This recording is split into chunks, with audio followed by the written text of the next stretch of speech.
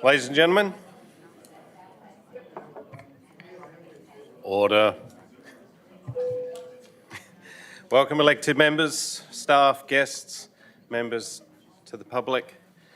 This is the ordinary council meeting, the 17th of April 2024, and I declare the meeting opened at 5:31.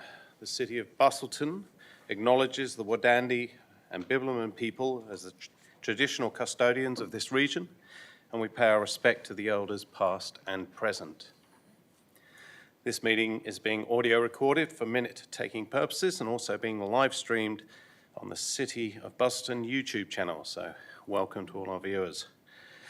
The prayer this evening is read by Pastor Tony Peake from the Horizon Church, Busselton. Thank you, Pastor. Please just hit the microphone and stages. Well, thank you, Mr. Mayor and Mr. CEO and councillors. Ladies and gentlemen, thank you for the opportunity to pray a blessing tonight over this meeting. Let's pray. Heavenly Father, I thank you for the opportunity this evening to pray and to seek your blessing upon this meeting. I thank you that even though we live in a world marked by unsettling events, we can find lasting hope in Christ.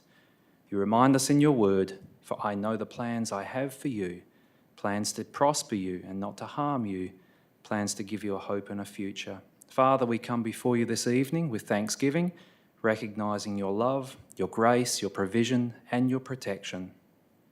I thank you that you personally know each one here in this room, our families and every citizen of this beautiful city of Busselton and the region.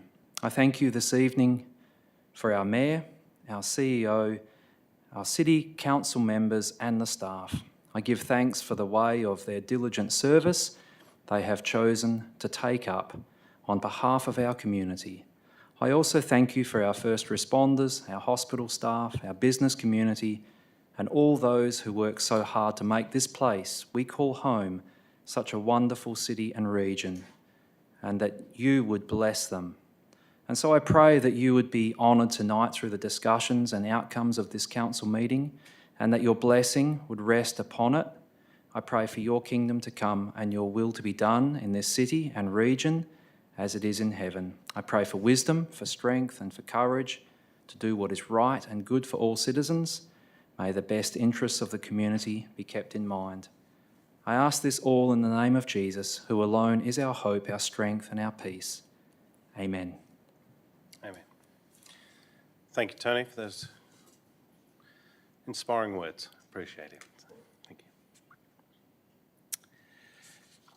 In attendance, we have Councillor Anne Ryan, Councillor Jodie Richards, Councillor Val Craig, Councillor Andrew McNeish, Councillor Michaela Love, Councillor Cox, Councillor Jared Kennedy and Councillor Richard Beecroft.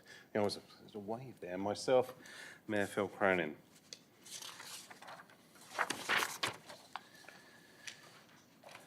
There is one disclosure of interest that I will mention later on in the items.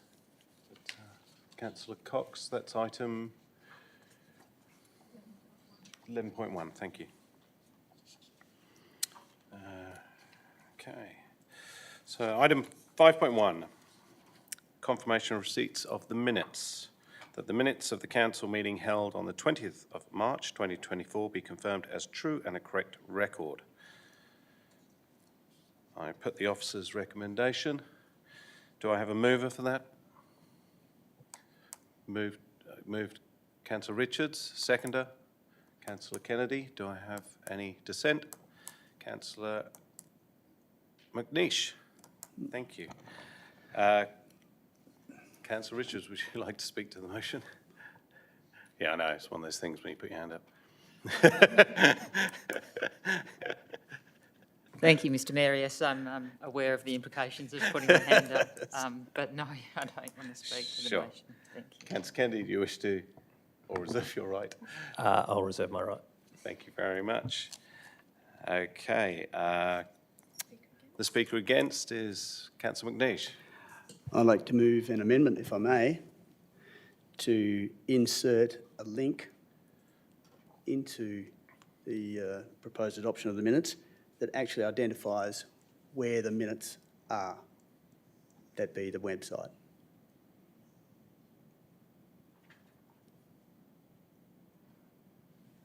Okay, do I have a speaker for? Sorry. Oh, sorry, second. Yeah, sorry. Do I have a seconder for the amendment? My apologies. Sorry, do I have a seconder for the amendment? Councillor Ryan? Do I have any objection to that amendment?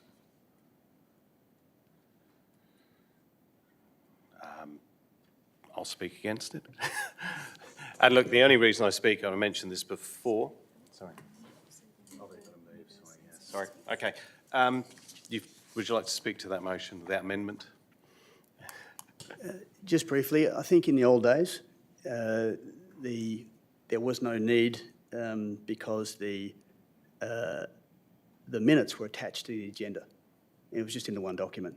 And we're very familiar with attachment A, attachment B, and all the rest of it. But now, because we have agendas that run on for hundreds of pages, and it's just not practical, we need to be able to adopt the minutes quite rightly, but know exactly where they are. And referencing a link does that.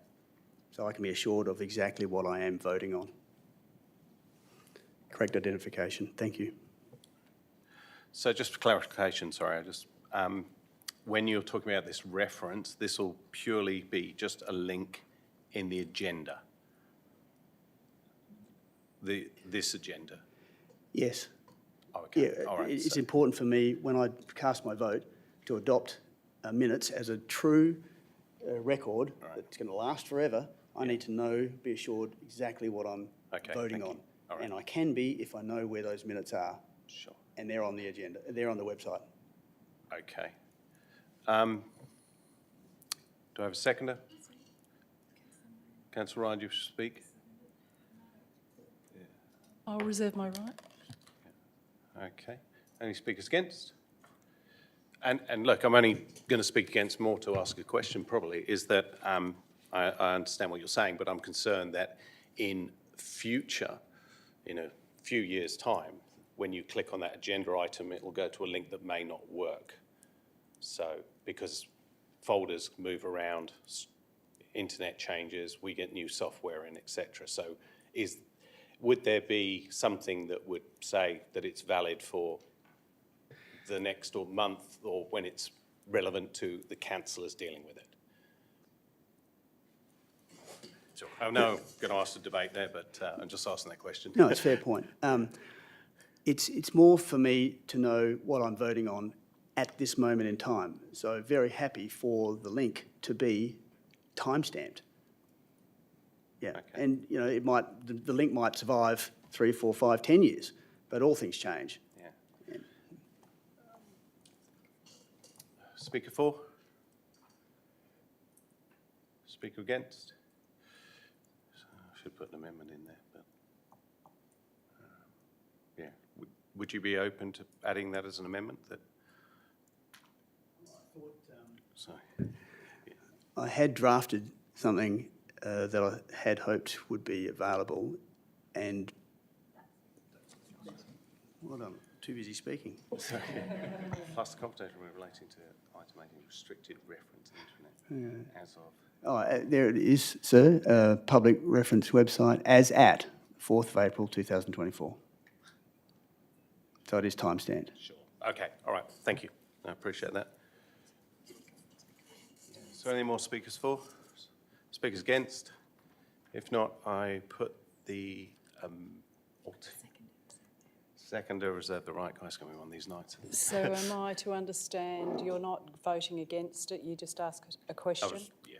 And you're happy with the outcome? I think it's self-explanatory. Thank you. Thank you.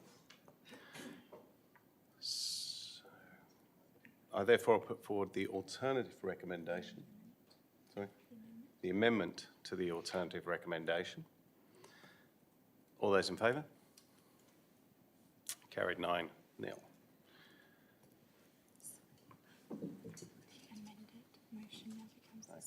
Okay. So I now put the substantive motion in front of you to cancel. All those in favour? Carried 9-0. Thank you.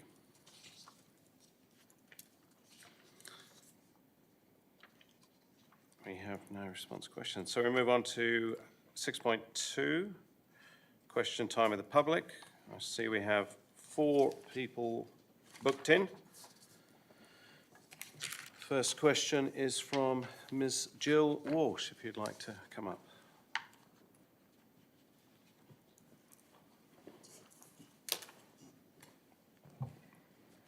Jill Walsh, Busselton. At the February council meeting, the mayor said that he had met with DEWA and Geocache and was told that the river had not reached dangerous levels, cyanobacterial levels. Neither of these agencies should be medically interpreting the water test results. At March council meetings, the mayor said that he met with DEWA again following the February meeting, but did not clarify whether he discussed the water quality tests as he stated in the February meeting. Do the records forwarded from the WA Health Department to the City of Busselton indicate cyanobacteria red action or alert levels at any time between the 1st of January 24 and the 29th of February 24?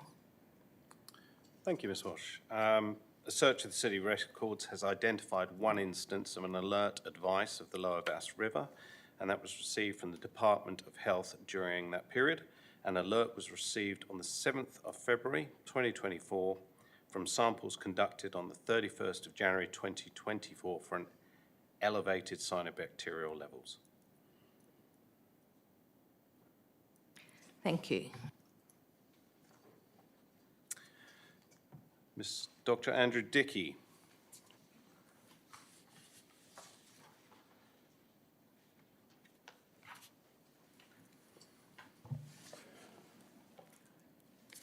Andrew Dickey, Busselton. I have 3 questions. The first question is, at the last council meeting on 20th of March, Mr. Mildwaters asked a question in public question time, quote, "Does the city view the Lower Bass River as a recreational river or a drain?" His question was not answered. The response from Mayor Cronin was, "It is my understanding that the river acts as a drain." As this was only the Mayor's personal opinion, my question is, according to DEWA, the Lower Bass River is a recognised recreational waterway, so can we please have clarification on the City of Busselton's official stance on whether the river is a recreational waterway, a drain, or both? Thank you for your question. Having had the opportunity to clarify the status of the Lower Bass River with officers, I can confirm it is a waterway.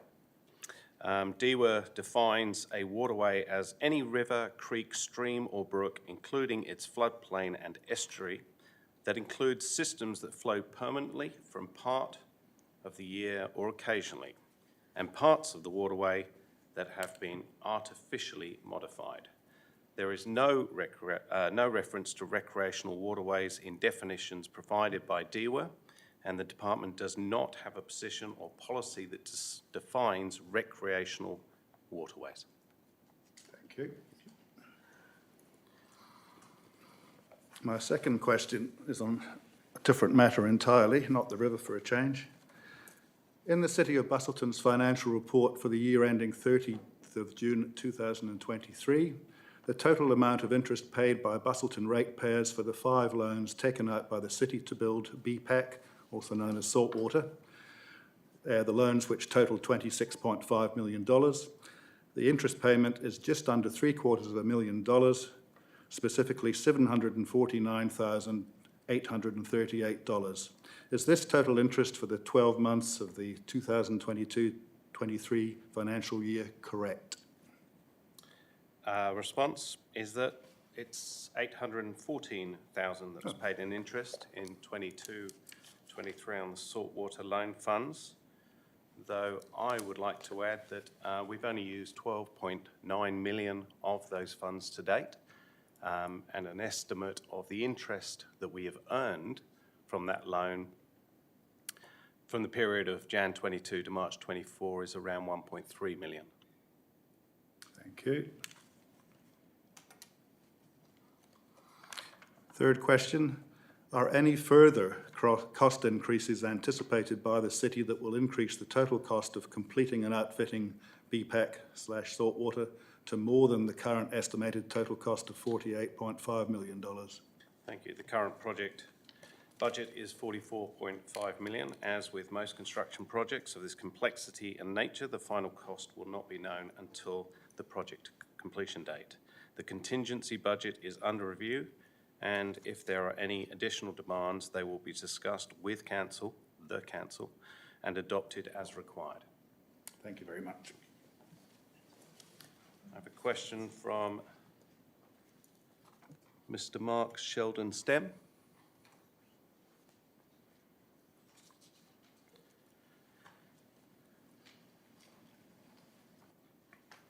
Evening, Mark. Thank you, Mayor. The first question is in regard to what level of consultation was made with businesses in Prince Street prior to the commencement of works that blocked off the parking bays in front of shops. Thank you. As we had spoke earlier on the phone, the works did hand out, they delivered the notifications to all 34 properties affected by the works on Friday the 22nd of March 2024, including your own property, I've been told, the Shabby Duck. The supervisor's contact details were provided on the letter, and should any further information be required, you can contact them. Doesn't answer my question, sorry, Mayor. The level of consultation. Mr. CEO? I think obviously initially the level of consultation included notification and I think some advertising within local networks and the newspapers and things, etc. from a No, project it's just a work point of direct view. Mr. notification to the property Okay, yeah. So on the specific. 22nd, yeah, Yeah, for okay. confirmation of the commencement of works. So you're confirming there was no consultation prior to? They would have just been the letters that people received in essence, which they received on the Friday the 22nd of March. Which we didn't receive.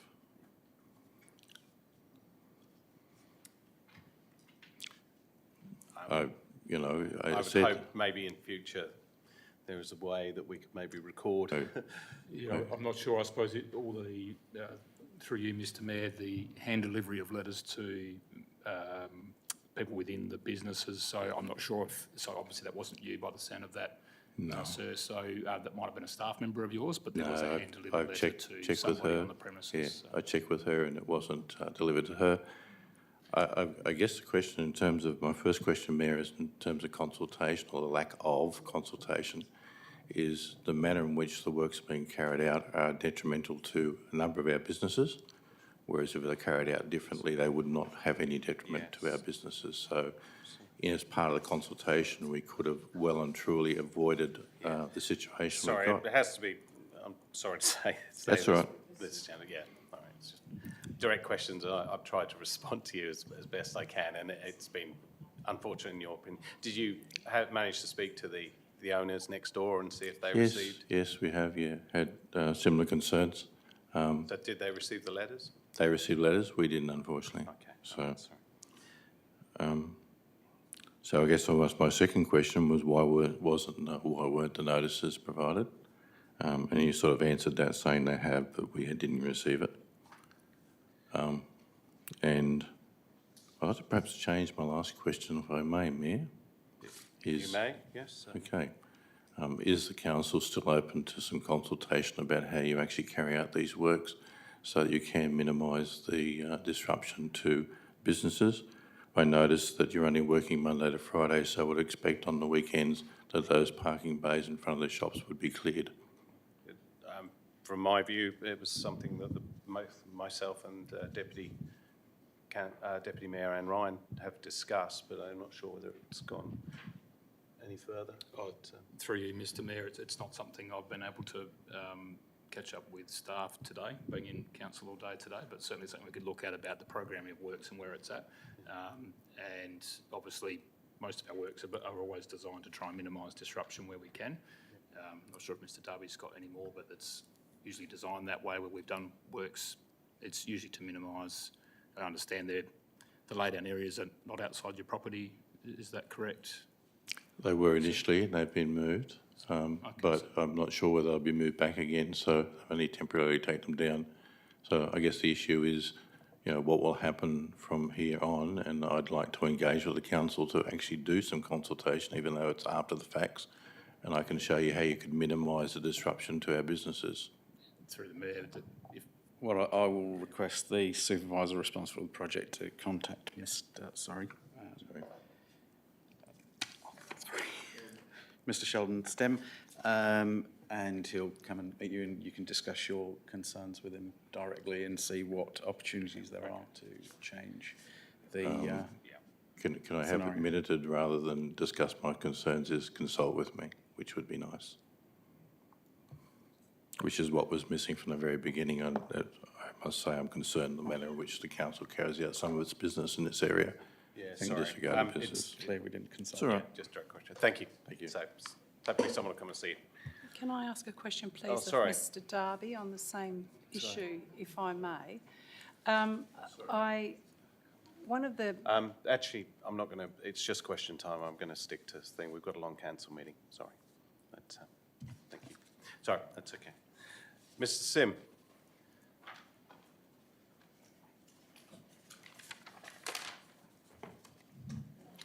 Keith Sims, Busselton. Good evening, Mayor, councillors and officers. I have two questions regarding the Vass River. The second one is because of today's article in the paper. So, firstly, Professor Hart was commissioned by the state government for a report on the Vass River restoration, which he delivered in 2014, stating that sediment removal needed to be completed first. Alluvium Contracting, in their contract for living streams, also advised the same. As this is the driest 6 months on record, the Vass River has less water and more than normal sediment sections exposed to air. Sucking out the sediment or excavation are basically the only two methods of removal. Question: as 10 years has passed since Professor Hart's report, why doesn't the city begin to get the appropriate approvals for sediment extraction, including excavation, now, rather than wait for tender submissions and then apply for the same approvals? Thank you, Mr Sim, for your question. I've been told stage 3 works are currently advertised for tender, and when we understand the methodologies proposed in this tender submission, that we can then assess the approvals required.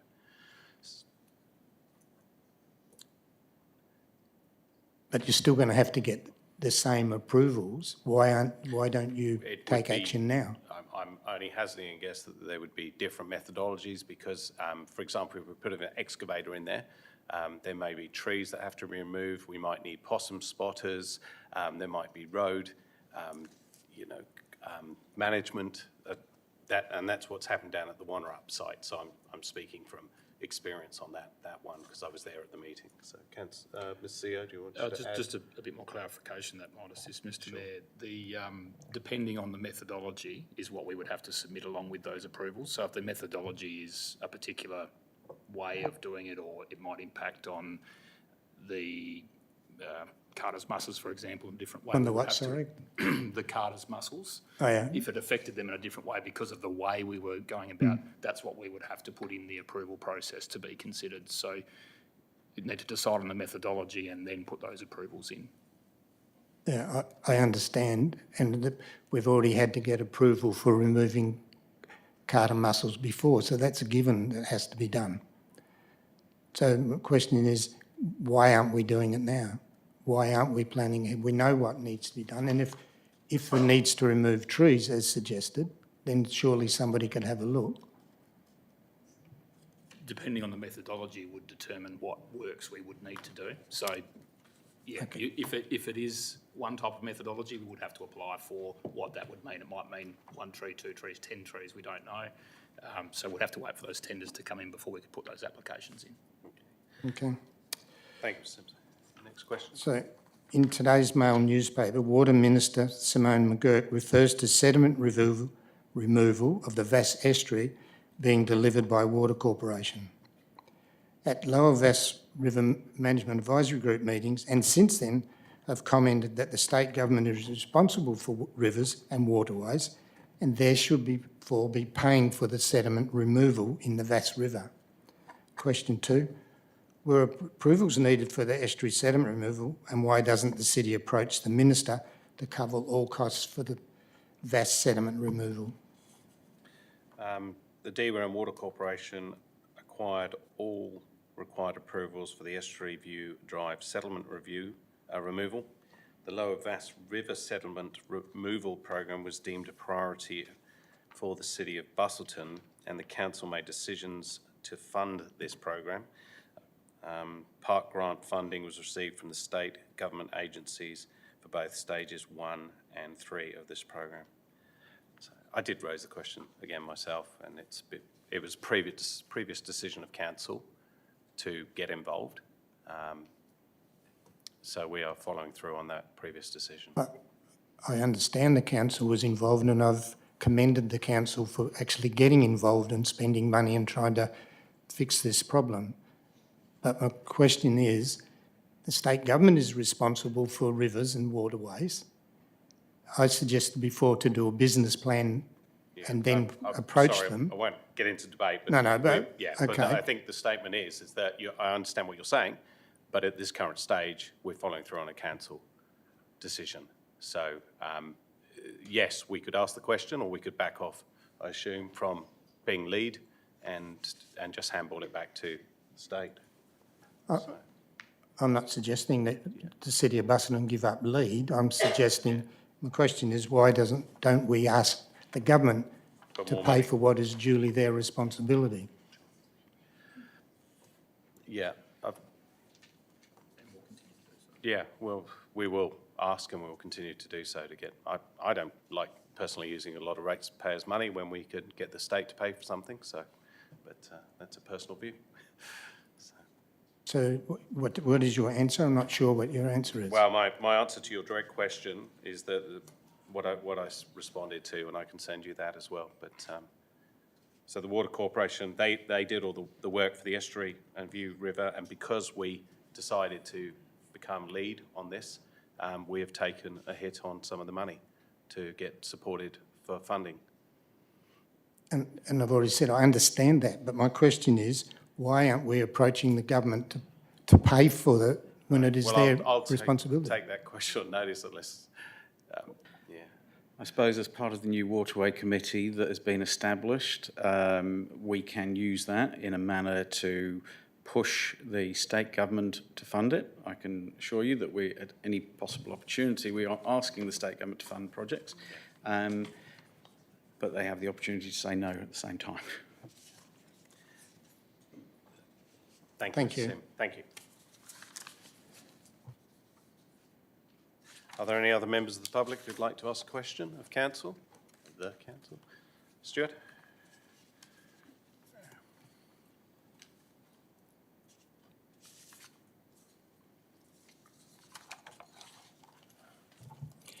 Stuart Anderson, ratepayer, City of Busselton. I've just a short, quick question. Does this council have a code of conduct and does it have a charter of service? The reason I asked that is because I wrote to the CEO about 3 weeks ago in regard to extraction of some silt at the Australia Beach section and never received a response.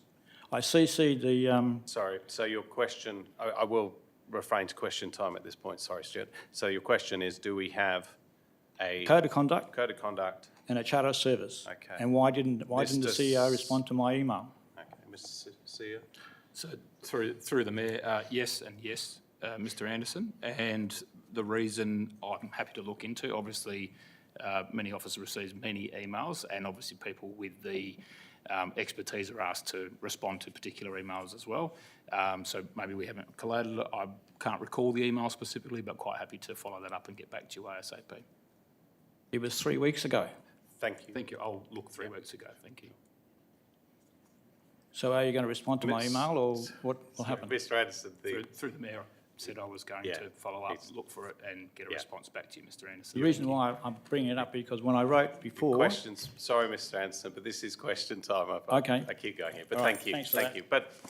But we can follow it up. Happy to follow up. Yeah, later on. Yeah. Thank you. Okay. Cheers. Thank you very much. Are there any further questions to public? Move on to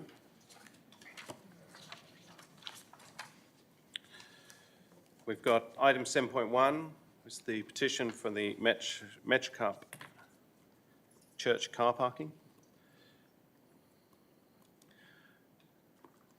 Do I have a move for the officer's recommendation that the council receive this petition and refer it to the CEO to prepare a report to council?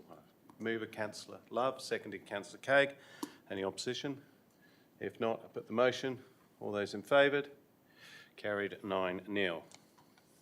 Move on to item 7.2, which is presentation by parties with an interest. We have two presenters today. First one in was Lisa Hills from Shark Safety WA on item 11.2, Busselton Jetty S43 prohibition on fishing wire trace. Sorry. Hello, Lisa. Nice to put a face to it. Hello. I'm just going to say public speaking is not my strong point, but I'm very passionate. By the way, so you have 5 minutes, should you? Yeah, wish to I'm use very that time? passionate Sure. and I'm also concerned about this issue, so that's why I'm here from Perth today. Have better things to do on my day off, but okay. Thank you to the Mayor for putting this motion forward.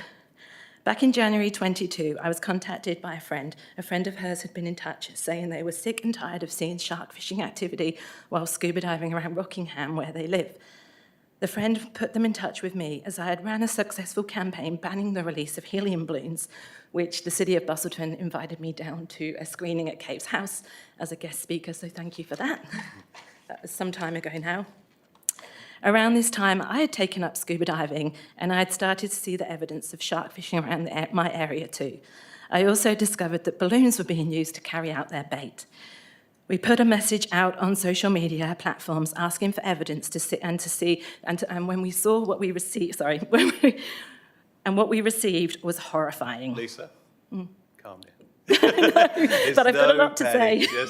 Yeah, all right. We'll give you a couple of extra seconds for that. But, We gathered the evidence and sent it to the fisheries. We joined up with what was WA No Shark Coal, and we changed the name to Shark Safety WA. We met with fisheries chief scientist and the Minister's senior policy advisor at Parliament. We supplied the government with pictures and videos of the bait being left at Port Beach. This was where poor millerchip was taken in November 2021. This resulted in a ban of the wire trace from South Cottesloe to Port Beach in early 22. We continued to collect evidence, resulting in a state ban of the wire trace 800 metres from the shore from Two Rocks to Tim's Thicket in Mandurah. That was in place from November 23. We collected evidence by joining Facebook groups, hiding. Unfortunately, lately I've been giving myself away, sharing those photos around too much, and I'm being banned. And I ask myself, why am I being banned? They have things to hide they don't want me to see. Our beaches are being baited for their buzz of a fight, to enhance their egos with their photos on social media. What happens if a shark doesn't take that bait? They use balloons, kayaks. These days they're using drones that carry up to 3 kilos of bait and drop it 500 metres off the shore. If that bait's not taken and there's sharks around, the sharks are tortured. They're dragged up by their jaws, fighting for 1, 2, 3 hours. I know this because they post it on social media. Their organs are crushed. They don't have a skeleton, they have cartilage. Gravity crushes their organs when they're removed from the water. They produce so many chemicals from the stress that's already harming the sharks themselves. They're unable to breathe properly because they don't have water travelling over their gills.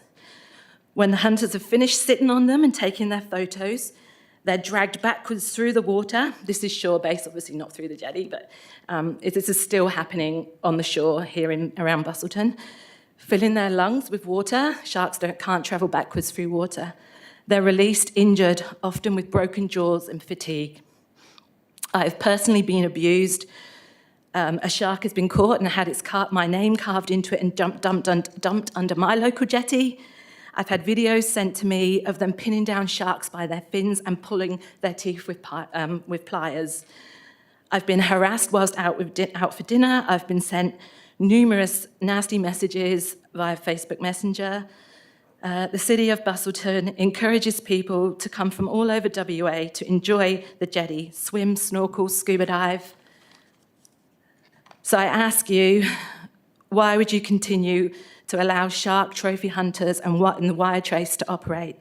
It's your job to keep the community safe. And right now, I feel like that's not what you're doing. I heard the word tradition has been going around within council.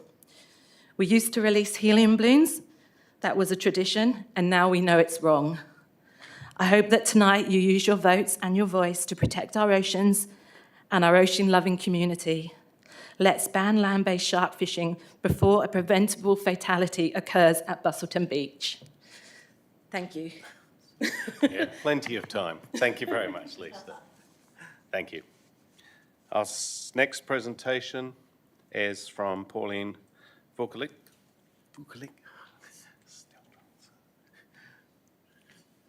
Pauline is talking on item 14.2, which is the future of the Busselton-Segutu relationship. Thank You you, have Mayor and 5 councillors. We'll have a pronunciation lesson first up. It's Sugito. Thank you. I did write to councillors today and felt that it was important to just speak to what I understand would be a useful process when you give consideration to the proposed visit by a small party of 3 people to Busselton Sister City in August of this year. And clearly what's important is that to have value from such a meeting, one would have to have some very clearly defined objectives and projects to propose to the friendship partner. So council will have its own local government methodology by which it identifies A, a process of consultation, B, the way in which you would prioritise some prospective projects that one could propose to the town of Sugito should the delegation proceed. And to me, that would be the most effective way of considering a decision and going with some very concrete suggestions to our sister city partners. I just did want to correct one element of the briefing, and the Dunsborough Primary School actually teaches Japanese, and I've learnt that Councillor Cox's brother is the teacher for that primary school Japanese program. So that is in actual fact two schools in the Busselton region that teach Japanese. Japanese, by way of explanation, is the second most popular second language taught in Western Australia, and according to Australian Embassy figures, there are in the vicinity of 400,000 students who study Japanese between the years, year 1 primary and through to tertiary level. Just to correct my inappropriate response to your question, Councillor Kennedy. GMAS's sister school is in Sunda, which is in Hyogo Prefecture, Hyogo being West Australia's sister state. So, yes, no, it's not in Sugito. So Sugito has 3 town-run high schools, and it has 1 private school. So in exchange programs, to the point of them going into a pause with COVID, students principally from those 3 public schools and sometimes from a private school participated in those exchanges, and those students would visit each of the 5 schools within the Busselton region, so that there was an exposure to a wide population of the school communities and the families who hosted. So I would propose again in your consideration that whatever the terminology one would use for, in the past it's been a reaffirmation of the sister city relationship. Other language used is a statement of enhanced cooperation for the future of the relationship. And you know that I have a lifelong commitment to this through the opportunity it provides to so many people. And by way of example, last night I was at a function at the City of Bunbury, and their current mayor was a primary school participant in the Bunbury Setagaya Sister City program, as were his brothers, and his grandfather is a former deputy mayor. So I just believe the opportunities to continue the relationship have the potential to have economic benefit, but the city would need to decide what in fact that was. So to that end, following the presentation I made on behalf of the Busselton and Sugito Sister City Association on March the 6th in response to Councillor McNish's comment about some investors in potentially choosing Busselton, we did immediately make contact with the West Australian Government Office. The officer happened to be in Busselton at that time, and Council Officer Tonya Killian and I met with her at the Japan Festival in Perth on March the 23rd. So there's certainly some avenues for Council to be committed to exploring some economic benefit that goes beyond the cultural and people-to-people benefits of Sister City program. And if it affected your decision-making at all, I would suggest that the Mayor and the CEO at the very least be funded to visit Japan. Because without those personal relationships, it just can't be created. Well, sorry, personal relationships are created by actually meeting and observing and experiencing and feeling. And as much as Zoom became the method of the last few years, it really, I don't think, is the most effective way in order to progress a friendship. Thank you, Polly. And talking about Sugito. Sugito.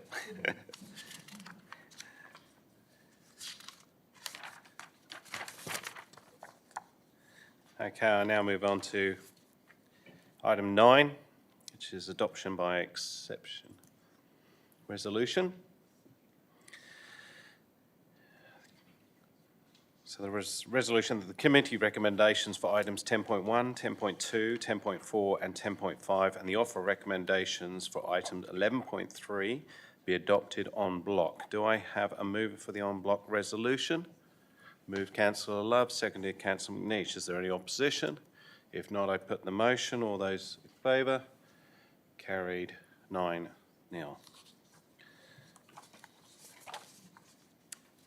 Now, items to be dealt with on separate resolution. Item 10.6, the Finance Committee, 3rd of April 2024.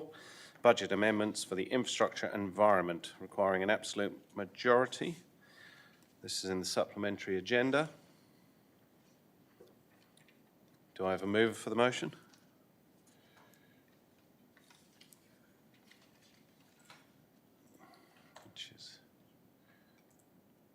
All right, now we have the motion. Item 10.6.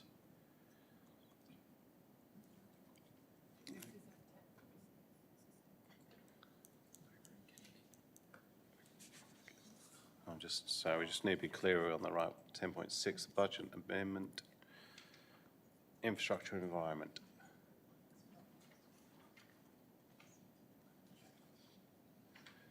So, recommendation, as per your agenda, to endorse the following requested budget amendments. Do I have a mover? Councillor Cade. Do I second it? Councillor Kennedy. Any objections? If not, all those in favour? Motion's carried 9-0. Thank you. Item 11.1, 2023-24 Community Assistance Programme Round 3 Outcomes. I have a disclosure of impartiality interest from Councillor Cox. Would you like to read your... Thank you, Mr Mayor. I declare an impartiality interest in item 11.1 Community Assistance Programme Round 3 Outcomes, as I participated in a Radiance Network Southwest working group that met multiple times to discuss the feasibility of building a community hub. As a consequence, there may be a perception that my impartiality on the matter may be affected. I declare that I will consider the item solely on its merits and vote or act accordingly. Thank you, Councillor Cox. The offer recommendation, the Council endorse the following funding allocations. Do I have a mover? Moved Councillor Richards. Do I have a seconder? Second, Councillor Ryan. Is there any objection? If not, I put the motion. All those in favour? Carried 9-0. Item 11.2, the Busselton Jetty, S43 prohibition of fishing, wire trace order. This item's been pulled by Councillor Craig.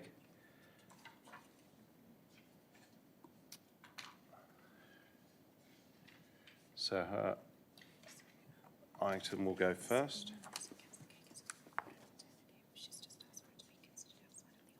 Oh, sorry.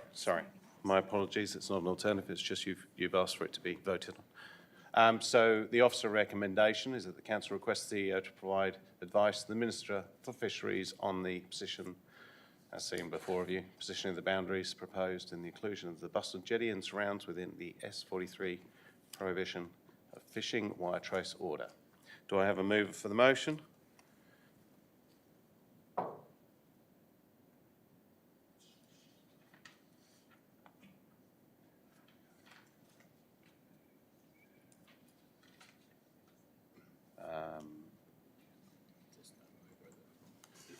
Yeah. Okay. No movers? Sorry, Councillor Love. Thank you. Seconded, Councillor Richards. Is there any objection? I do have objection, so Councillor Love, would you like to speak to the motion? I'll reserve my right of reply, please. Can I? No, you've got to put the motion. You need to put the motion. So. As I said to Councillor Richards. I didn't think I moved. That's all right.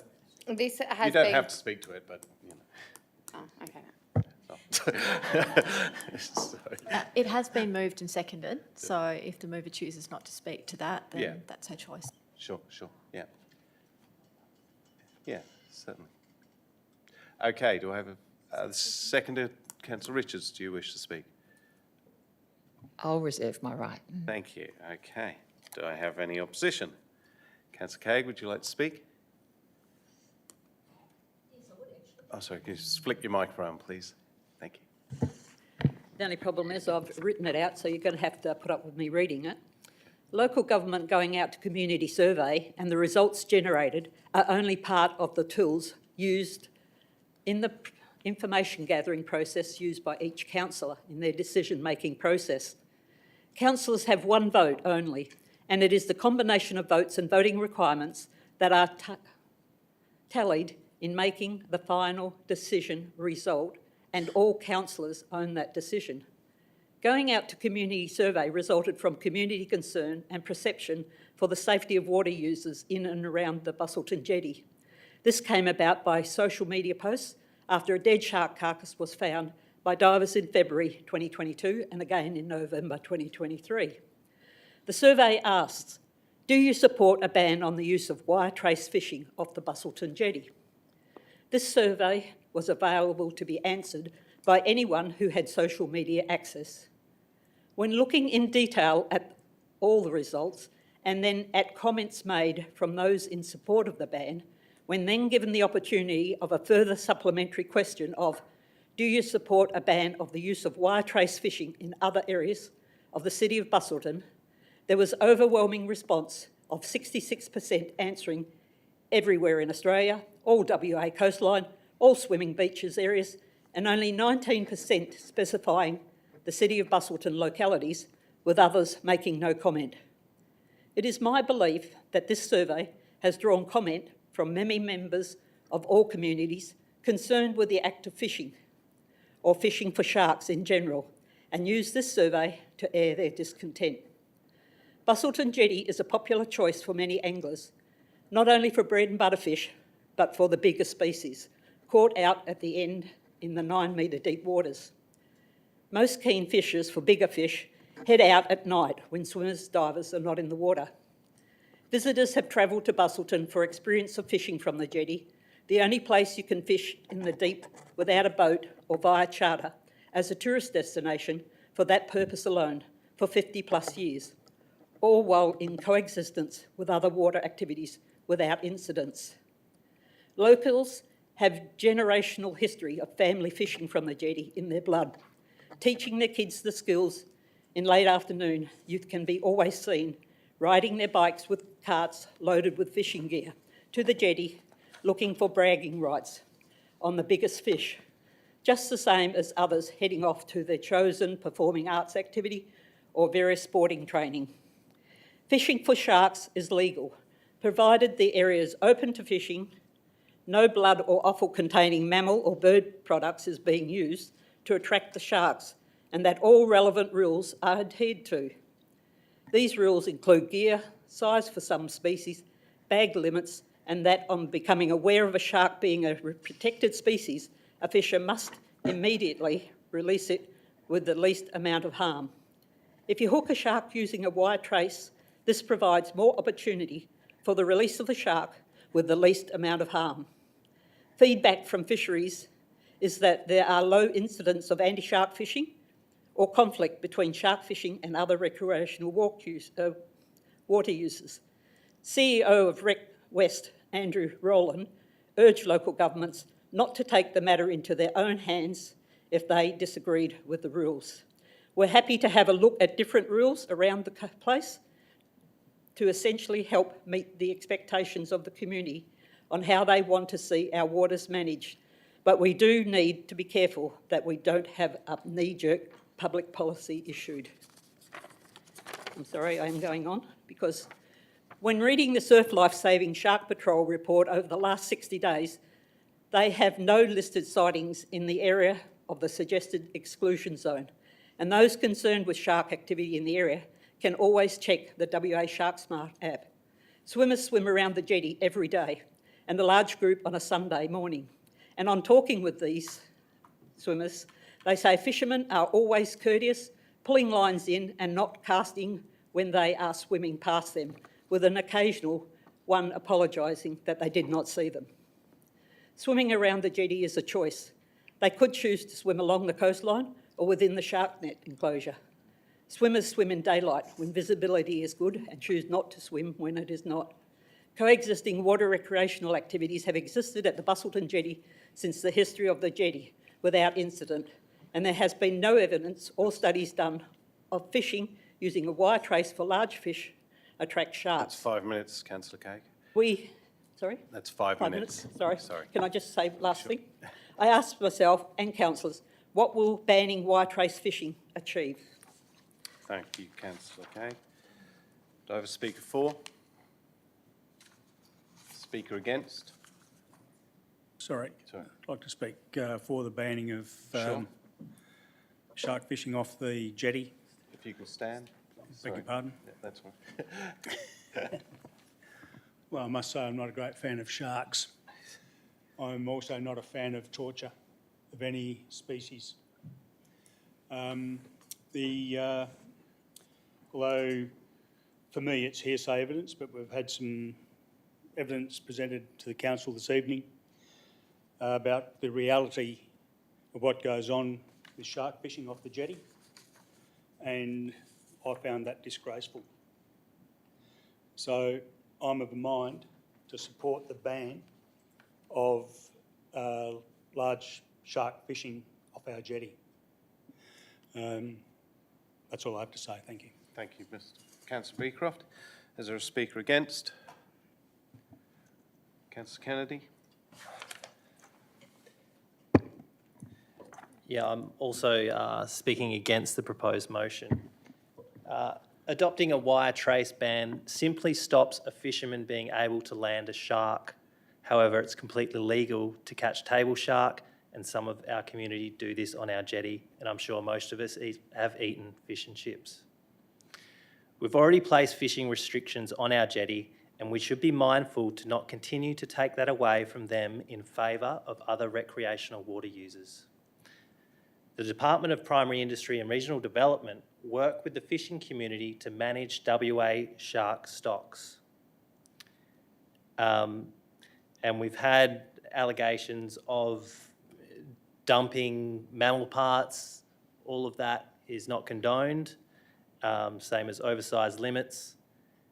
And if these things are happening now, how are we going to police a wire trace? The illegal and inhumane event of dumping sharks off the jetty is not supported by anyone, well, except the very few that are doing it. Sharks are attracted to the same fish attractant used by any other fisherman, and targeting sharks with a wire trace does not attract more sharks to the jetty. Sharks generally visit places of interest and avoid places of risk, and research shows that a caught and released shark will head back out to sea.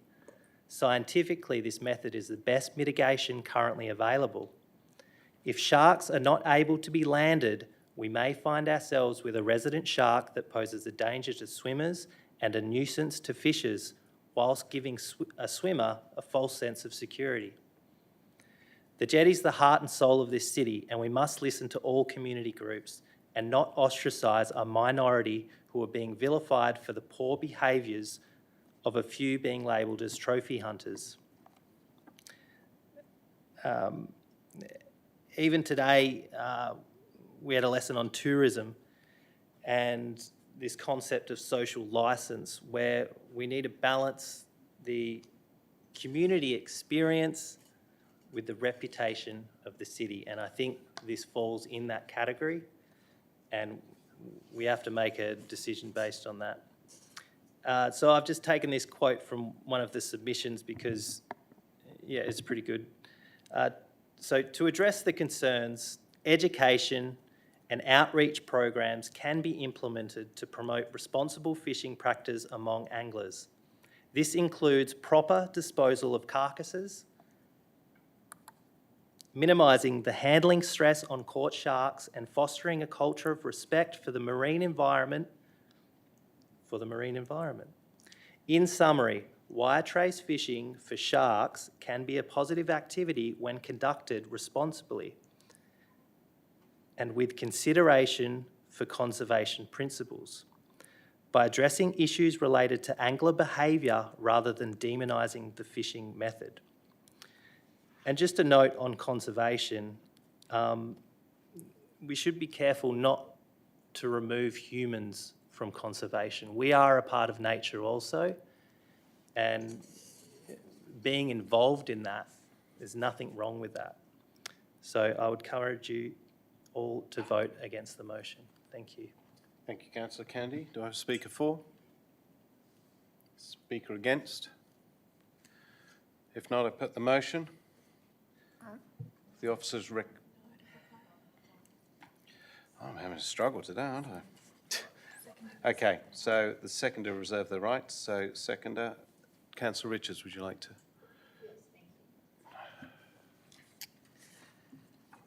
Thank you, Lisa, for coming down to present on your day off. It's all part of the information that we all put together to make our decisions. We invest significant amount of money in the jetty.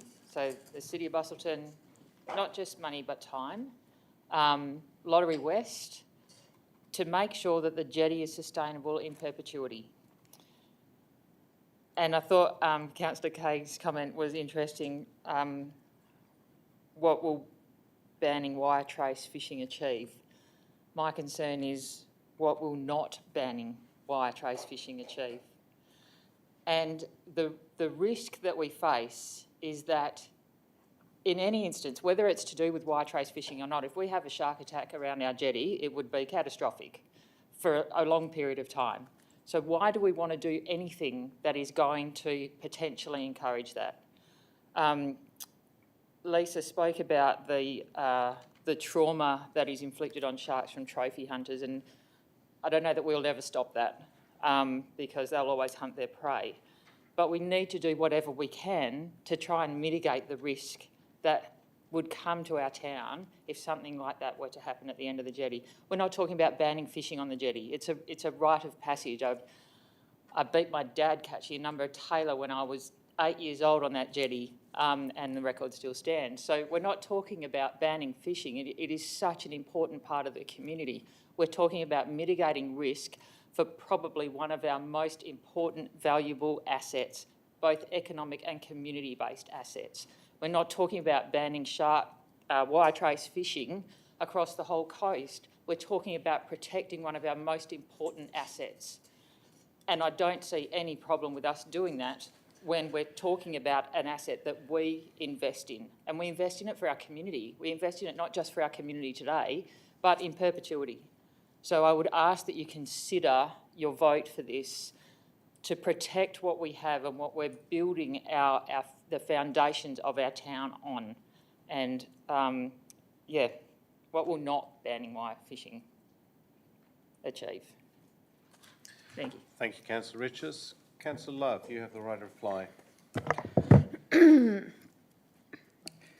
I'll just quickly reiterate an email that we got sent from Lisa Shreve. Sorry, Councillor Love, right to reply to anything that's been Yes, spoken it is in reply. Thank Sure. you. Okay. Just because it seems that some councillors didn't get a chance to read it, as we did receive at 2:45, and there is some information that was spoken about, some counter arguments. So in the first 3 months of 2024, 3 shark fishing related incidents have been observed at the jetty by the BGI.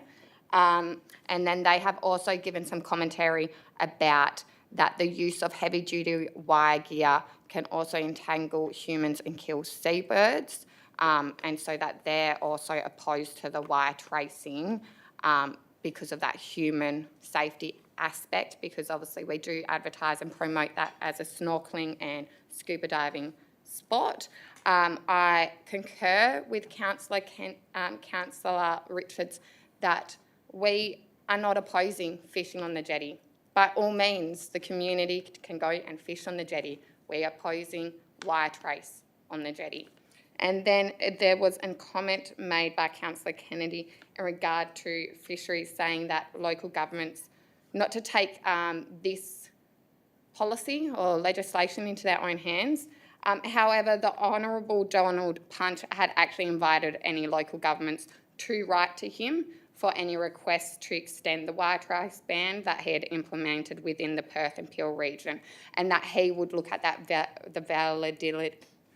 He would look at the credibility of that and the viability of that before even proceeding to allow us to get to this point. And then another comment was brought up about who would manage or regulate these conditions. Given that it actually came through from the Honourable Donald Punch, I am of the belief that it would actually land in the fisheries jurisdiction now. That is why we have held off on implementing it through our local planning policy or local planning laws, was so that the accountability was now put onto the Fisheries Department to do that regulation of it. And so that is why I strongly urge councillors to vote in favour of this recommendation, as we've had numerous, throughout my 2.5 years of being on council, we have had numerous cases of sharks being killed and chucked under the jetty, and we have had numerous people coming in with videos, photos, all sorts of evidence, whether that's been on the jetty or the shore. And like Councillor Richards did state, we are still allowing people to do wire trace fishing from other bits of the coast. So if people are wanting to legitimately fish salmon and tailor or whatever it is that they fish with a wire tracing, sorry guys, I'm not a fisher, they still do have those avenues available to them. I do sympathise that it's not easy if you don't have a boat or something like that to go and do the big deep sea fishing. But if that's their hobby and that's what they're into, then they should fund that from their, like, if you want to go forward driving, you go and buy a forward drive. Thank you, Councillor Love. I now put the motion put in front of you, the officer recommendation. All those in favour? 1, 2, 3, 7. 1, 2, 3, 4, 5, 6. All those against? Motion's carried 6-3. Thank you. Absolute majority. Okay, I'll move on to item 13.1, the redevelopment of the old tennis club, head lease and sublease of lot 448 Marine Terrace, Busselton, requiring an absolute majority. Do I have a mover for this motion?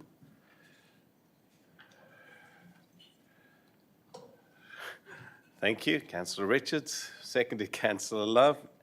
Is there any opposition? If not, I put the motion. All those in favour? Motion carried 9-0. Thank you. Item 13.2, Busselton Jetty Reference Group Terms of Reference. Then we're going to need some nominations here. So, do...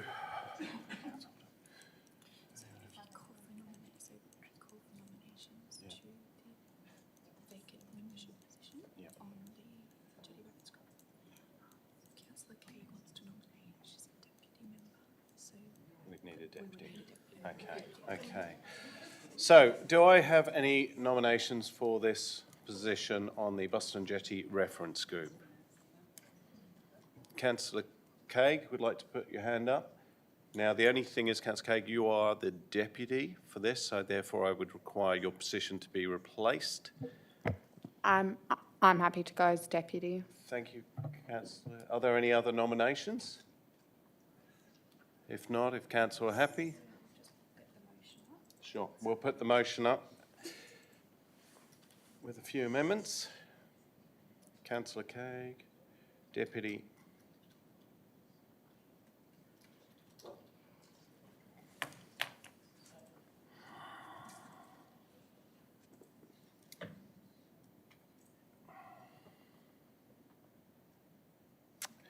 Okay.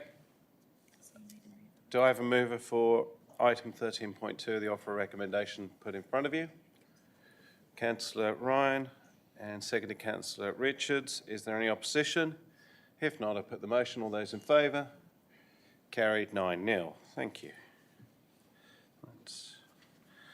Item 13.3 is the proposed hangar lease at the Busselton Margaret River Airport.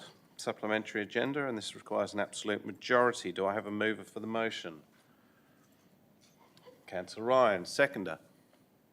Councillor Richards. Is there any opposition? If there is no opposition, I put the motion. All those in favour? Motion carried 9-0. Absolute majority.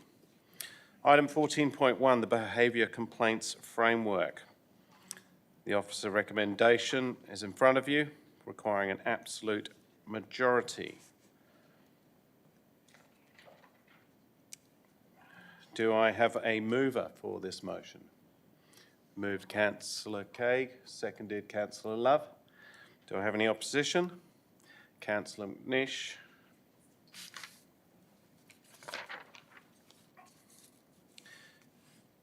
Councillor Craig, would you like to move the item?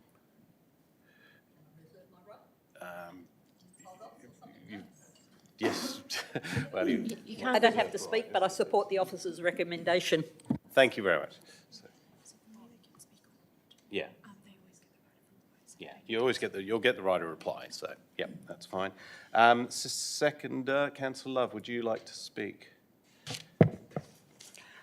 I urge other councillors to support the officer's recommendation because this will negate any bias when complaints are coming through about councillors, especially if it is a community member against another councillor. I don't think it is very fair that the community members aren't able to sit in and don't have a voting capacity, yet a councillor would have to vote on their own complaint against them if this was not enacted. And that is why I believe that all councillors should be voting in support of this. Thank you, Councillor Love. Do I have a speaker against? Councillor McNish. I speak against and foreshadow the alternative of the matter of the committee being disbanded and it returning to be the responsibility of the full council. Thank you, Councillor McNish. Should this not pass, then your alternative recommendation will be put forward. Do I have a speaker for? Speaker against? The mover has final... Sorry. Speak. Would you like to speak for or against? Against. Yeah. Okay, thank you. Yeah, I believe I'm speaking against. I believe the doing this process through the council should be sufficient enough, given that it's a relatively new committee, and I'm not sure if we have even used it. And I guess to rebut Councillor Love's comment that if a complaint's made from a community member, I mean, if it was against a councillor, you know, they've still got time to, you know, think about what they've done and vote accordingly. Councillor Love, please. Yeah, so, and still it's a majority vote. And yeah, there is a bit of perceived bias there, but we're all good councillor people. Thank you. How long? All right, yes, thanks. Okay, so, thank you, Councillor Kennedy. Do I have a speaker for? Speaker against? Yes, no, I understand that. I'm just checking the seconder has spoken. So the right of reply? No. Oh, sorry. Are you speaking for or against? I'm speaking against. Okay. I think we had some legal advice on this, a similar issue, and it became clear that there were some anomalies with this particular committee. I think it's only fair that this is lapsed and that the whole council deal with the issue of complaints. Why? Because if I put in a complaint about Councillor Kennedy, who maintains he's a good person, Maybe we could stick to non-real. a good councillor person, it negates my ability to stay in the room. If you were in a court of law, anybody's allowed to stay in the room. Anybody is allowed to hear what is being said. And to not be able to defend my character or him being allowed to defend his character is just a little bit far removed. So personally, I would suggest that you vote against this and vote for the foreshadowed motion that Councillor McNish has put forward. Do I have a speaker for? Councillor Cox. I'll just speak for briefly. My main concern is, Councillor Ryan just mentioned in a court of law. In a court of law, people don't get to vote, and the concern here is the voting. So, and I think the main concern is not a complaint councillor against councillor. It's more a complaint if a community member makes a complaint about a councillor, that community member can be in the room, but they don't get a vote. They just have to sit there and listen. They can't participate in the process, and the councillor can participate in the process, and the councillor has a vote. The community member does not have a vote. So I think that there is a perception of bias there, and I think from a legal point of view, that's potentially, in my opinion, more problematic. And also, if it's a council process, it requires a simple majority. If it's a committee process, it requires an absolute majority. Is that correct? That's my understanding. No, they only ever require a simple. Both require a simple majority, okay. But I think my main concern is the perception of bias, and it is in that case, and it does happen. Community members do put complaints against councillors fairly regularly, in my experience, and I have had that experience, and I think that it would be interesting. I just think it would be problematic. So I think that this process should remain as it is, as a committee process. Thank you. Sorry, thank you, Councillor. Councillor Ryan, you have a question? Question, please, Mayor. Can I please have it clarified? So these would be confidential items, and further to that, would a member of the public be allowed into one of these meetings? Mr. CEO? Yeah, I might defer to Ms Pearson on this one, who's looked into this one. Under our current framework, yes, they are considered as confidential items. The council obviously still needs to make that, or the committee, sorry, at this point, make that decision to go behind closed doors, however, but they would be put up as confidential items with the decision published at the end. But just further to that, the members of the public that put in the complaint wouldn't be allowed to do it? Wouldn't be allowed in the room? Not if the council closed the meeting. Thank you.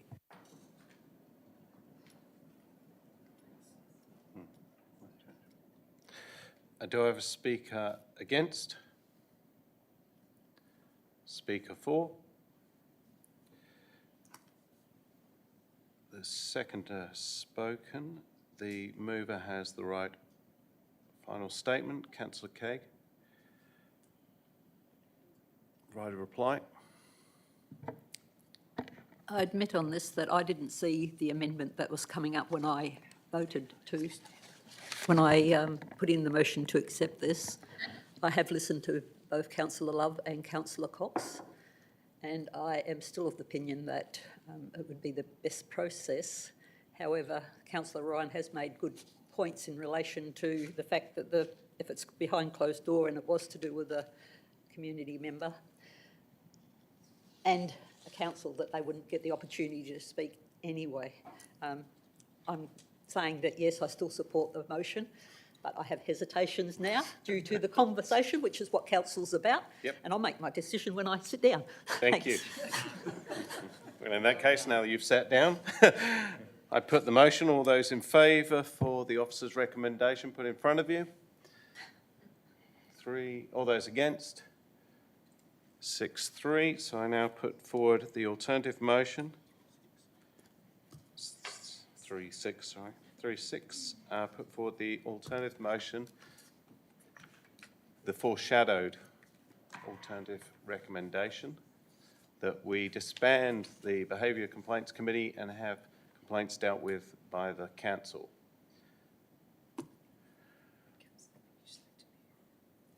Councillor McNeish, would like to move your motion.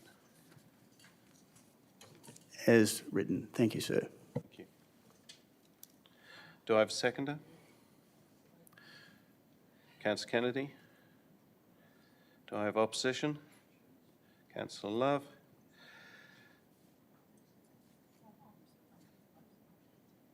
Councillor McNeish, would like to speak to your motion. I'll reserve my right. Thank you. Councillor Kennedy, do you wish to speak? I will reserve my right. Okay. Do I have a speaker against? Councillor Love.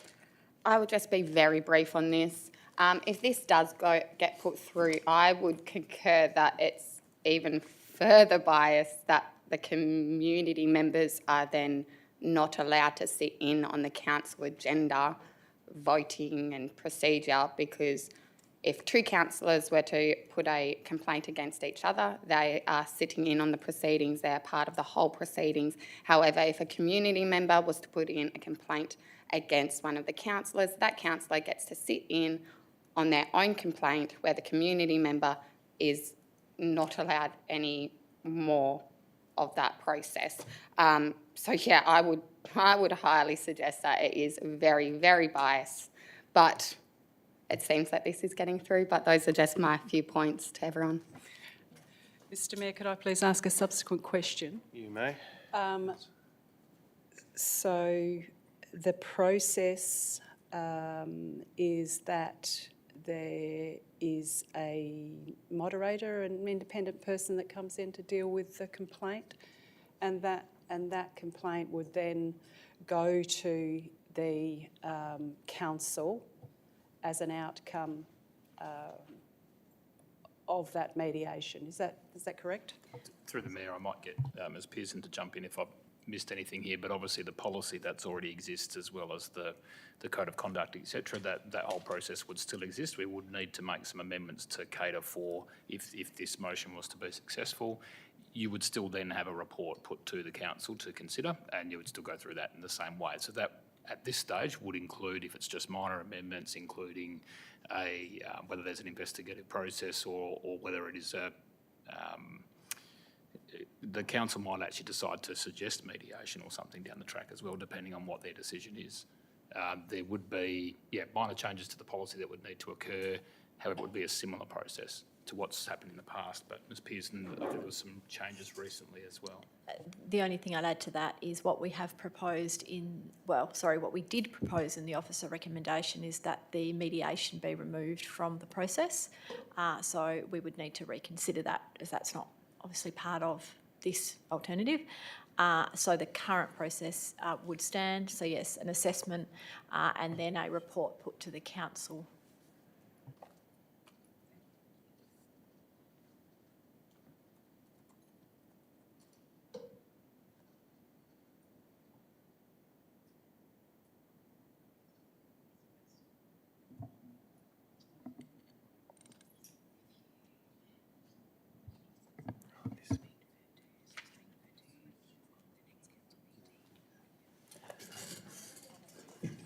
Councillors, I wish to move a procedural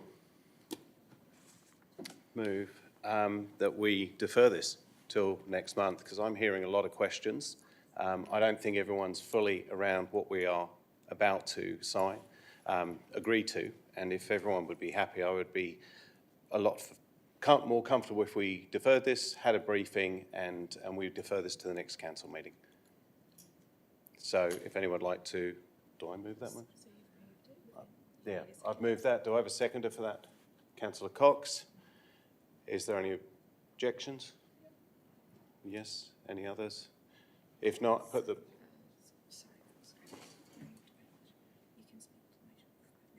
Oh, no. Okay, I'm just going to put this straight to the vote. All those in favour to defer? Those in favour? Carried 4. No. Okay, those against? 5. Okay, that's failed. We go back into the, continue to the debate. So those are speaker for, speaker against. I'll speak against. And really what I've just said, I'm a little bit confused. If this goes to council, every time a complaint comes up, we will have to run this during council meeting. We'll be closing the council meeting. Running as a committee allows us to run this in a more effective way, particularly in these council meetings that can get very long-winded. We've only ever done this 5 times, admittedly, that we've been around, but I've been around. But I just feel that putting this as just without having a committee, therefore we always do this at an ordinary council meeting. And that's where we will have to close. And I know these things don't happen quickly. So, yeah, I think until we've got more information, I would advise that councillors, vote against this at this point, which would basically mean a deferral. So, thank you. Further question, if I may? Certainly. As a CEO, we could run it via a special council meeting, no doubt. Yes, through the Mayor, that could be done by a special council meeting if it was called in the appropriate way under the Act. Correct. Okay. Valid comment. Okay. Do I have a speaker for? Speaker against? The seconder, you have your right of, reserved your right. Do you wish to speak? Councillor Kennedy? Yeah, I'll reserve my right, thank you. Oh, well, you don't need to speak. Okay, thank you. Final statement from Councillor McNish. Yes, thank you, sir. The council is the determining body, and if and when it meets for a special council meeting, it would be appropriate. Rare, as acknowledged, 5 times in the last perhaps 4 years, sir, have you been a councillor? Yeah, rare thing. And the council itself can determine if and when a mediator would be required as part of the process. And the council also determines if and when the meeting is confidential and to what extent the meeting is confidential, i.e. closing all or part of the meeting. So the council has the full control. Thank you. Thank you, Councillor McNish. Therefore, I put the motion. All those in favour? All those against? That's 6-2. Thank you. 7-2. Okay. Motion moved. Item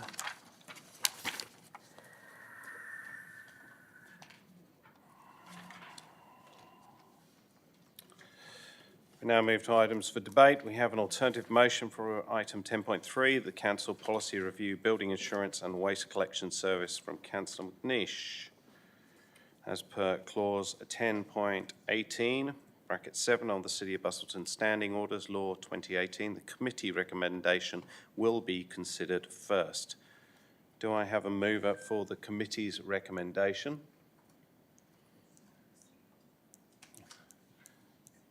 If there's no mover, this will lapse. Therefore, I move on to, sorry, Councillor Kennedy?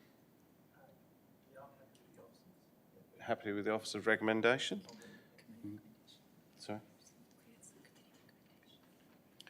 It's the committee recommendation that the council adopts the building insurance policy and the waste collection services council policy as an attachment. Can I ask a question again, please? Is this the committee's recommendation that it adopt both policies together, or was it just discussed at the Policy and Legislation Committee with the recommendation of the outcomes of each individual?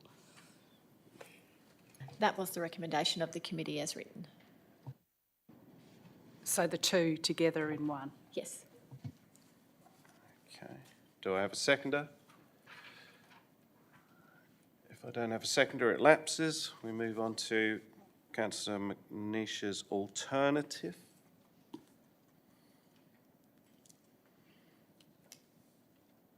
Do I have, well, Councillor McNeish would like to move the motion. As written, Thank for you. the reasons there written Do as I- well, thank you. Sorry, do I have a seconder? Councillor Richards. Do I have any opposition? There's no opposition. There is. Just a Sorry, question, do you have sir. a clarification? Sorry. Question of clarification. I have opposition, which is a little unusual. However, I think it's worthwhile. Councillor McNeish, sorry, 2 seconds. Sorry, I just alert you to my opposition, and if you want me to give the reason, I will. If not, I'll sit down. I'm going to seek some guidance from. Yeah, this, I'll let you, well, Let me, personal explanation then. You're moving to your motion, just I'll let you No, say what it's you want to say. It's because the officer comment has raised a very important point, that there is no calculation that exists. So where my alternative assumed a calculation did exist, you know, some sort of algorithm to process by which a choice is made as to give someone a rubbish service or not, I'm led to believe, well, I'm instructed here that such a calculation doesn't exist. So adopting the alternative recommendation, which talks to including the calculation used by the authorised officer, would be extremely difficult to implement. So I'm very happy taking the advice from probably Director Pearson about concurring with the officer's comment at the bottom of the page that says, instead of adopting the waste collection service policy, the council requests the CEO to further review the waste collection service policy with that in mind, you know, this calculation thing that I think is very important for everyone to see, and provide it to the next P&L meeting. Now, how best to facilitate that, I leave in Director Pearson or the CEO's hands. Thanks, Mr Mayor. I think that possibly someone could be of the mind to suggest that this particular item be referred back to the Policy and Legislation Committee to discuss that particular item, and that could go back through the process, and they would end up back in council following that. That would allow those members of the Policy and Legislation Committee to put their minds specifically to that point with some officer guidance if required. So to achieve that, you'll need to move a procedural motion. So whoever hasn't moved, seconded or spoken can move a procedural motion.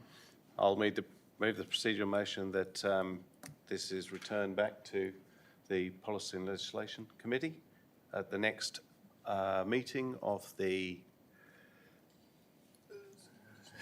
Who doesn't know this off the top of their head? 15th of May. So we just need to cover off, because the building insurance policy is wrapped up in this motion, so we may need to separate this into two. Ooh, here we go again. Yes, I think it's move a procedural motion that the waste collection service policy is referred, but then you'll still need to deal with the building insurance one. Okay.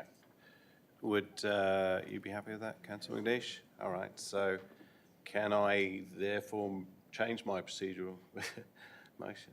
Procedure? I wonder whether, sorry. I'll just, 2 seconds.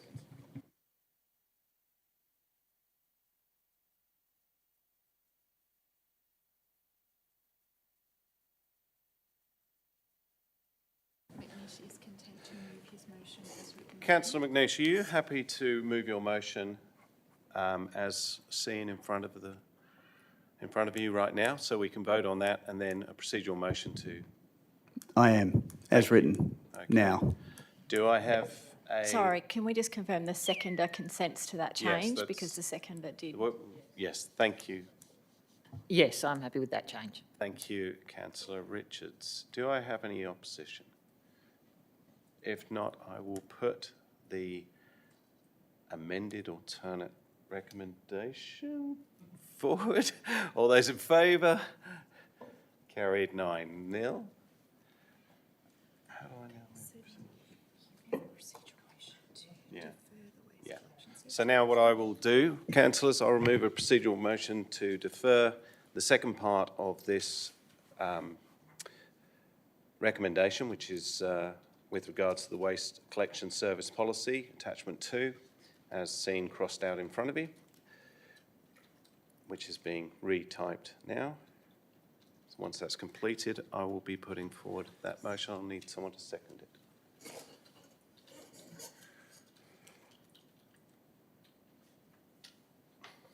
Do I have a seconder for that procedural motion to defer the waste collection service policy attachment 2 to be referred back to the P&L committee at its next meeting on the 15th of May? Do I have a seconder? Councillor McNeish, is there any opposition? If not, I put that procedural motion to vote. All those in favour? Carried 9-0. Thank you, councillors. Councillor McNeish, thank you. Item 10.3 has been covered.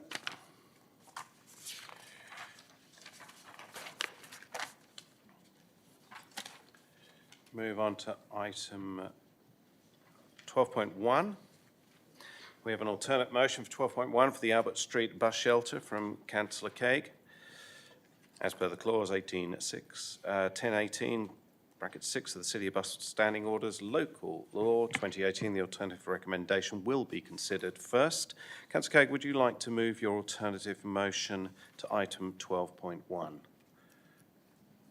Can I just say as written in the alternative recommendation? Thanks. Thank you very much. Do I have a seconder? Second, Councillor Richard. Is there any opposition? If not, I put the motion. All those in favour? Motion's moved. Carried 9-0. Thank you.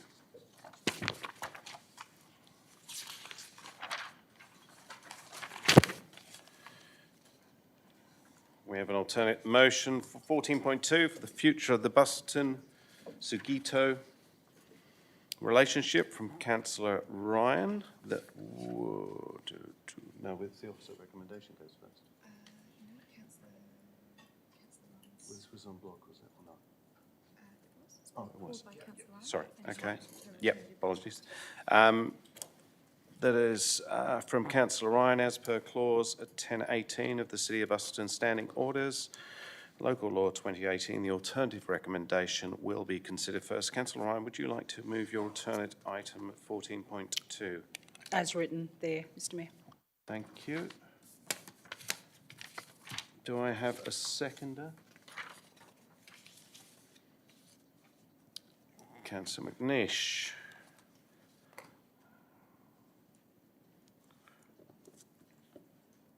Is there any opposition? There is opposition, therefore, Councillor Ryan, would you like to speak to your motion? Councillors, my motion doesn't negate the sister city relationship. It seeks to ensure the council can justify any discretionary spending on a trip for an approximate cost of $10,000, but the report asking for funds does not identify any ideas moving forward of how or what can be progressed in relation to value for money, ratepayers' money, and Ms Vukulik suggested the same in her presentation tonight. I am aware Sugito has been around for many years and has delivered some fantastic exchange outcomes in the past. It would only be prudent to have a report to Council to ratify for possible future Sugito spending, which has a clear outcome. In the meantime, a Zoom meeting, which COVID has shown is a valid mode of communication, is worthy. And I note that it may not be culturally acceptable to the Japanese to undertake a Zoom meeting, but you must also understand it's culturally acceptable for Australians. Noting we have been working on for the last 2 weeks on the long-term financial plan, it is definitely a discretionary spend, and we councillors need to be frugal with all discretionary spending. In fact, all spending. We councillors need to ensure that all spending meets the pub test. And something I picked up as well that Ms Vukulik said tonight is that it's a friendship. Yes, it is a friendship, but it's a seemingly expensive friendship. And for that reason, I'm suggesting that any progression of it is via a report to councillors prior to this Zoom meeting to find out what could possibly be achieved for the benefit of ratepayers' funds into the future. Thank you. Thank you, Councillor Ryan. Councillor McNeish, do you wish to speak? Yes, I've been handed an hour ago a report from 2004, December 2004, and I'll read just a section of it. The council should inform the Sugito Town Council it would be transferring the project management and responsibility for the relationship, this is the city relationship, to the community directly, in brackets SOBSCA, Shire of Busselton Sister City Association, which is an appropriate model for government to follow, i.e. initiate, establish and then hand over, close brackets. This would free up the Shire's ability to make a strategic assessment of any potential relationships it wished to enter into with another local government authority elsewhere and for various purposes. Ideally, and as recommended, the council should make a strategic consideration and target various communities conducting best practice in those areas that council wish to gain knowledge in. Approaches could then be made to these communities' local governing bodies about establishing an appropriate and mutually beneficial model for interacting. I guess what I'm saying is there is the need for a strategic context in order to make these kinds of decisions, and that strategic context needs to be revisited over time. Is it still appropriate, or can it morph? What has it become? What could it become? And there are obvious opportunities that it could become, as we heard from Pauline, the identification of high wealth individuals running companies and all the rest of it. But that kind of direction needs to be given and injected into the ongoing relationship in order to justify it. So I would think that 6 months is part of the recommendation. A 6-month period would allow some time for the context, the strategic context of our sister city relationship, other relationships with other local authorities. We talked about a study tour. Personally, I think that a tourism-based town with perhaps 80,000 people and an airport would be 10 years ahead of us, and we could learn a lot from them. That's the kind of strategic context I would like to see discussed and established, and then we'll be able to give direction to this relationship. Thank you.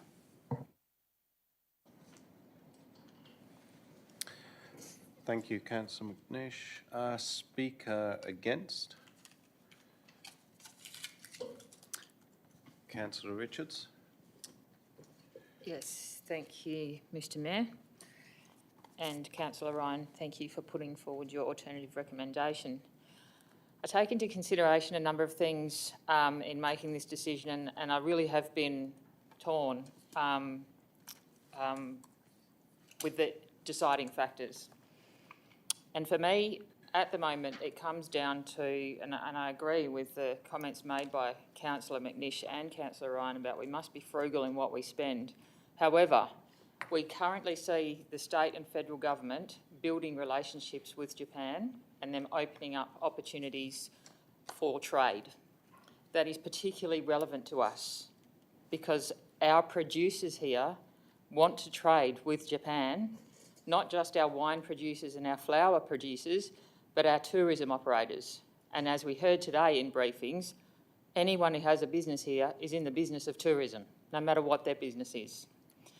We see the emergence of increased Japanese visitation, particularly for destination weddings. A home-based wedding, so an West Australian-based wedding, generally will spend in the vicinity of 30 to 50,000. A destination wedding, particularly from high-wealth Japanese and Indian tourists, will spend in the vicinity of 200,000. That's a significant economic impact. And when you talk to Peter Walsh from V&V Walsh, who has very strong trading relationships with Japan and China, they were built over 30 years of a friendship. It took him 20 years of building a friendship before he even spoke about export.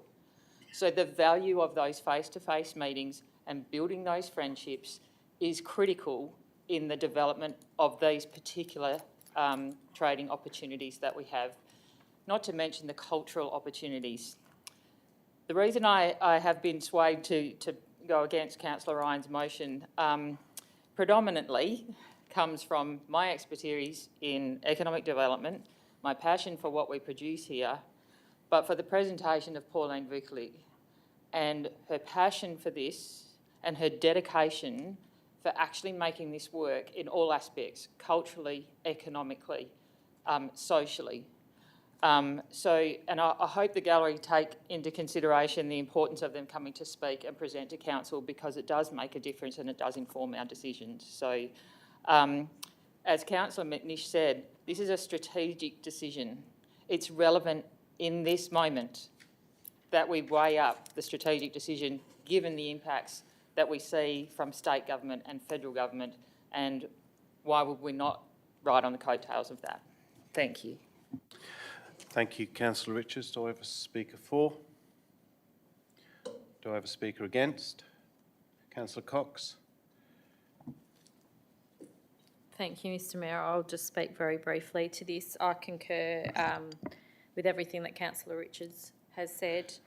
I think what has happened with the relationship between Busselton and Seguito has definitely been affected in the last few years by COVID, and I think that we should be given every opportunity to try and repair that relationship. And I think the best way culturally, Councillor Ryan said, you know, culturally Australians can do it by Zoom. I think we have to respect that it's easier to do it culturally for the Japanese to do it person to person and face to face. And I think that that's a more respectful way to do it and to have conversations about what the benefits can be for both cities. Obviously, Councillor Richards touched on trade opportunities. I mean, there's the cultural exchange opportunities, tourism promotion, as we heard today in our briefings. We want to keep promoting our area as a tourist destination, premium tourist destination, educational opportunities, policy collaboration, friendship and diplomacy between our countries. I mean, that's bigger picture strategic stuff, and civic engagement and governance. By nurturing these connections and collaborations, a sister-city relationship between Busselton and Seguito can enrich the lives of residents in both communities and strengthen the bonds between Australia and Japan on a much higher level, not just between, you know, between Busselton and Seguito, but on a much more profound level. And I think Pauline should be commended for the work that she's done in this space, and it hasn't always been easy, and she's fought hard to continue this relationship, and I think we at least owe her that, and we owe the City of Busselton at least one last chance to try and forge the bonds, and this relationship may or may not last into the future, but I think that we owe the longevity of this program to at least try to see what mutual benefit we can gain from continuing this relationship. So I will be supporting the officer's recommendation, and I would urge all councillors to think very carefully as well before they vote. Thank you. Thank you, Councillor Cox. Do I have a speaker for? Speaker against? Councillor Kennedy? Yes, so yeah, after listening to the debate, I'm swayed to speak against. I just want to reiterate, what? No, that's all right. Sorry, I thought you, yeah, that's right. Sorry. Yeah, from the debate, just want to reiterate that the last visit we had, I think they sent a delegation here back in 2020. So these trips are not often. And it is our turn to head over there, and the difficulties with speaking with another language and having an interpreter would be, pretty hard via Zoom. And I think to keep this friendship strong, in person would be great. And that's all I have to say. I'll, be going against. Thank you. Do I have a speaker for? Speaker against? I will, look, I'd like to say a few things, and we do have Pauline in the room, who recently was given the Order of the Rising Sun, awarded the Order of the Rising Sun by the Consul, and I was there, the Consul General of Japan. There were many influential people there, from the ex-CEOs of Woodsides and various other people who also, talking to a lot of them, do come down here. Having worked in Japan, to communicate via Zoom, you're absolutely right. It is very difficult, but when we talk about risk, to be honest, and I understand about spending, but it would be a real slap in the face if we voted to not go there when this procedure, this amazing award has been offered to a member of the City of Busselton, and the first thing we vote on is to disband this relationship. Point of order, that's not what we're voting on.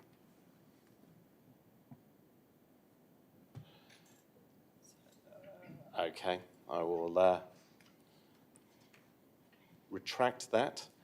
But I think that if we are to go ahead with the way this motion is worded, having listened to what Councillor Richards has very well put across to us and the rest of the councillors, I would strongly recommend that councillors vote against this and that we vote for the officer's recommendation. Thank you. Do I have a speaker? Speaker against? Second, you've spoken. Councillor Love. Sorry, I've got the wrong one. Councillor Ryan, right reply. Thank you. Once again, we're not voting to disband Sagito. All I'm asking for is a greater understanding of what it is that we're asking of the relationship. Councillor Richards talked about the amazing work that the VMV Walsh have done in progressing their relationship with the Chinese and with the Japanese. Perhaps we need to have a conversation with the Walshes before we do anything further with Sagito. Perhaps we need to have a conversation with the government, who appear to be having great success. And who else don't we know about but who's having great success in Japan? Not necessarily Sagito, in Japan. And therefore, we don't know what we don't know. Councillors, all I'm suggesting is that we look at it from a strategic point of view. Before going over to Sugito and going, Bali's, we're here, it's nice that we've got a great relationship, but what are you going for? What has the council resolved that you would be going over there to go and speak with them about? And I'm just asking to dot the I's and cross the T's. Thank you. Thank you. Therefore, I put the motion in front of you, which is the alternative motion pulled by Councillor Ryan. All those in favour? All those against? It is lost 4-5. Therefore, the officer's recommendation now goes up. The committee recommendation, the officer recommendation, as seen in front of you. Do I have a mover for the motion, for the recommendation, sorry?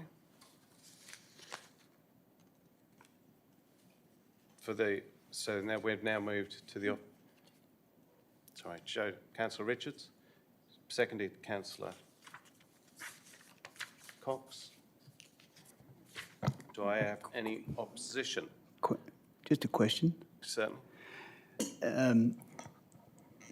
How will the Mayor, CEO and the President inform themselves prior to the discussion of the future proposals as to, the future as seen from this end of the relationship?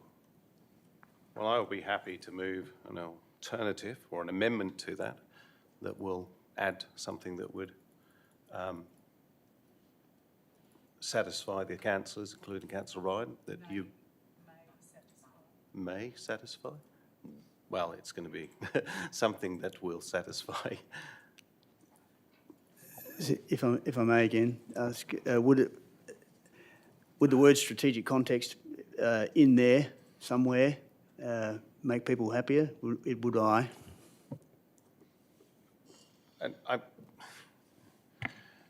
don't believe we would just go there and turn up and then not have any plans. I don't think I've ever done that with any meetings where we've gone to speak with any diplomats or ministers. So therefore, the answer to my question is, how will you inform yourself of that information?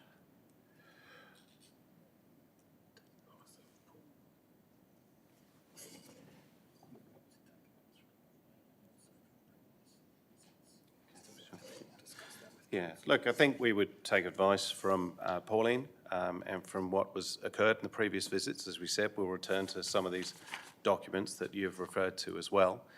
We'd also be setting out, I would like to work with council to work out what we want to achieve as a strategic goal moving forward and what outcomes we would hope to achieve from the visit. So even if it were to wrap things up, but at least it would be something that we could do and go there and not, as I said earlier, offend. So, So then, would I take a handshake deal on a CMC session? Something like that, if you wish.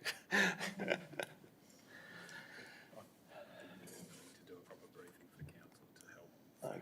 The CEO said he would be more than happy to do a full briefing so that we could fashion it up. And therefore, should council wish to later down the line reassess this, then fine. Okay, so is there any opposition? If there's no opposition, okay, thank you. Okay, do you wish to second or wish to speak? There's opposition. Is there any speakers for? Speakers against? If not, I put the motion. All those in favour? Motion's carried 8-1. Thank you.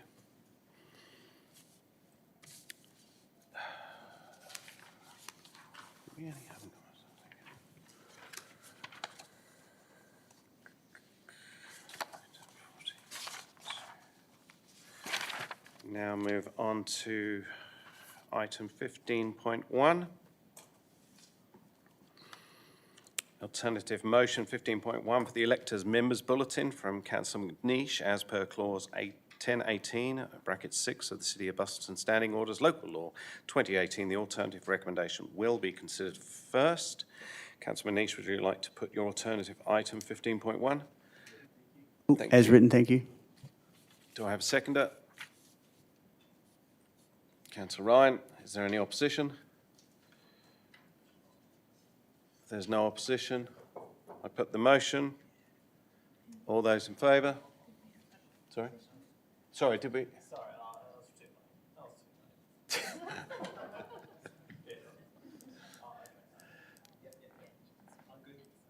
Yeah, okay. Okay, all those in favour? All those against? So it was carried 5. You changed your mind there, didn't you, Val? Carried 5-4.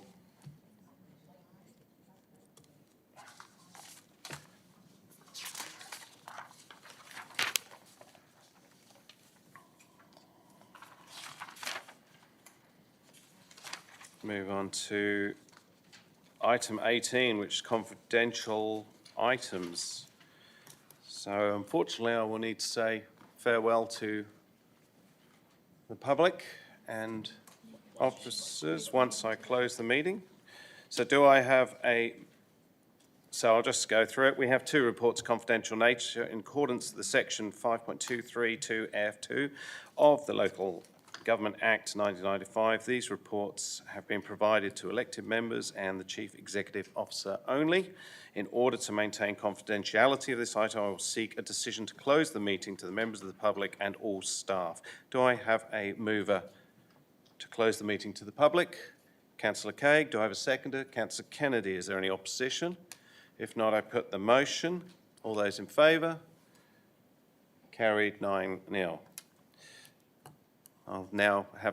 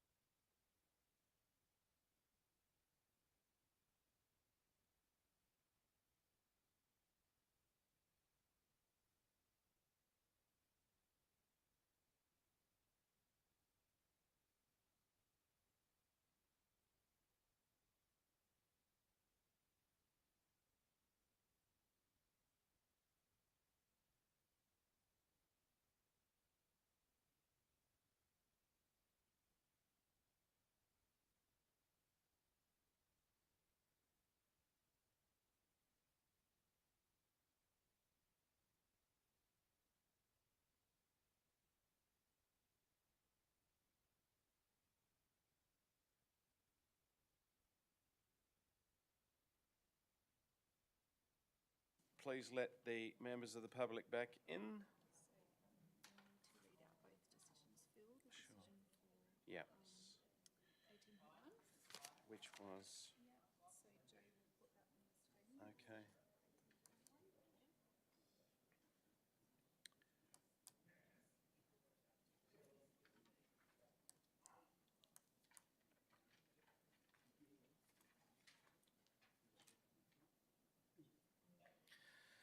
So just to confirm, the outcome of the items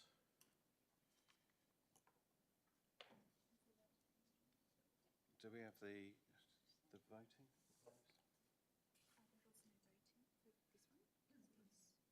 Oh, it was 9-0, wasn't it? Yep, okay. Okay.